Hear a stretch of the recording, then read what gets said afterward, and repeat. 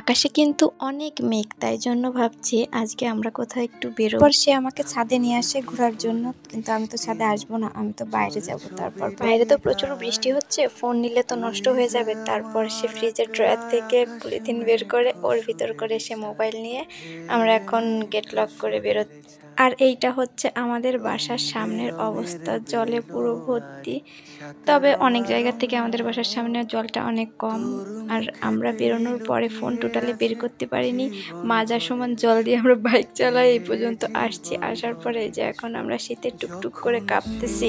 আর আসার সময় মাজা সমান জলের উপর দিয়ে যখন বাইক নিয়ে আসছি, তখনই আমি ওকে বলছি যে আমরা গরিবের কুয়াকাটায় স্পিড বোট চালাচ্ছি। তারপর এইখান দিয়ে আমরা টাকা তুলে ও আমাকে বলছে যে কি খাবা।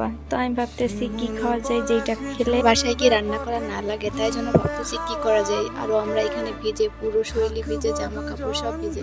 তাই জন্য বলি যে শীত করতেছে, ঠান্ডা লাগতেছে, চলো আমরা চিকেন বিরিয়ানি বাসায় যে খাই। তো যেইভাবে সেই কাজ। আজকের ভিডিও পর্যন্ত, টাটা।